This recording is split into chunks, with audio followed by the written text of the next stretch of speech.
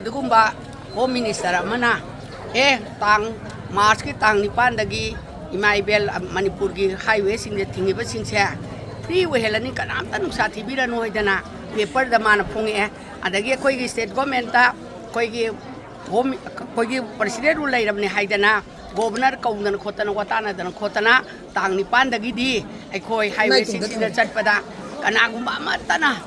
अयेदपन पिहल्लरोय हाइबदुदा हराउजदना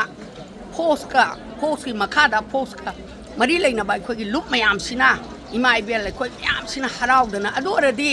भारत के अदुगुंबा चाउरब home minister अमना अखोई अवा अना उबीबदगी फ्रीली ओहलनी कनागुमतना अयेद अपन पिहल्लरोय मदुदा अयेद अपन पिरकपा मदुदा डिस्टर्ब तौरप मी खुदिमक चप चाना अखोइना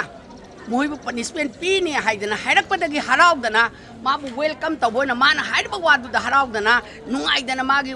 याथंगदु अखोइना हराउदना वेलकम तौजरकांदा ngasi अखोइना ngahaktang highway singsida chalurasi adudiena lakpa matamda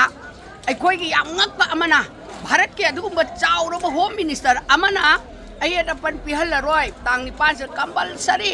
Marang कायना चलहल्लनी हाइबदुदा हराउदना इमा इबेन मयाम सि लाकांदा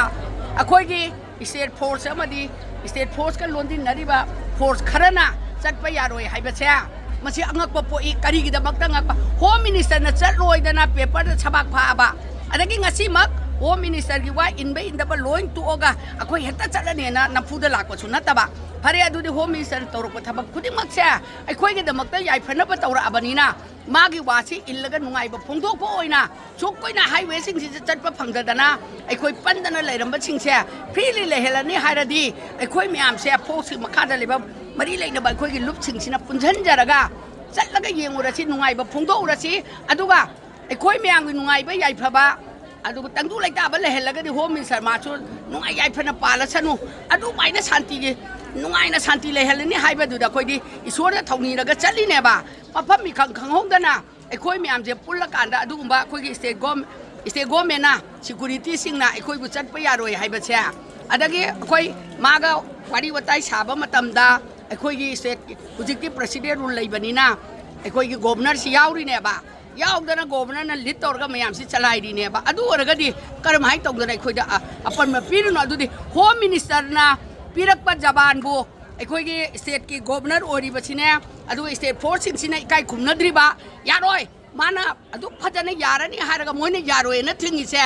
मिसैदा होम मिनिस्टर ना मुराक पिबियु अखोई म्यामगी अपीलदि अखोइदि होम मिनिस्टर ना हाइबदो वेलकम तौरगा नुंगाइ मंगरदना नुंगाइबा फोंदोक जबनी अदो फोंदोक यारो होम मिनिस्टर वा खंगदे स्टेट द सिक्युरिटी अखोइना यादे हाइदना अथिंबा पिरिसे मसी याम ngai aduna state forcing sida amadi akhoi bu athingba piri bangari forcing amadi governor da masi gi poche akanba athuba matam da immediately yam thuna home minister na chairak pibi yu akhoi gi nungai ba se noi naning kha tamde noi karim ta taude moi na hara su mawa logde na thingi se mawa logdo ba home minister gi jaban ngak ta basing se athuba da chairak pibi yu noi na akhoi miam gi अवाबसी उबीरगा state फोर्सिंग सिदा अकन बचेराक पीरगा अमुक्तंग freely ओइना चटपसे हल ओइरबा इमा इबेल अखोइ पुनमकना हराउना त उमुनोगा यंगजगे अदुगा इचाइसु तुंगी लाकदब इचाइसु नुआइना लेहोबा अखोइसु नुआइना पानबा अरु home minister so अखोइबु नुआइ हलदि पासु नुआइ आइफना Panba सि चपचाना तौमिनासि ngamdragadi अखोइगी होम मिनिस्टर ना अखोइबु अथिंगबा पीरिसे पेपर दा तौसनरिब्रा हाइजनरिब्रा अखोइबु थेमिब्रा करी लौ लेरिबनो अदुगा कुकीदना अथिंगबा पीदबा अखोइदना अथिंगबा पियोना फोर्स हेलगा नना अखोइगी फोर्स सिंसिना कैमता तौबो ngamdaba मनुंगदा मोय करी करार यानबा करी लेगे मदु याम थुना इमीडिएटली खंगलु नत्रगदि तुंगदा लाकपदा होम मिनिस्टर खंगदे एनी पर्सन खंगदे अवाबा लोय तामिनगनी थक्तै सोर लै अचुमबगीदमक्ता इसोरना लेपकनी अदुना होम मिनिस्टर ना ngasi gi तौरिबा पोचे अखोइ थमोय सोकना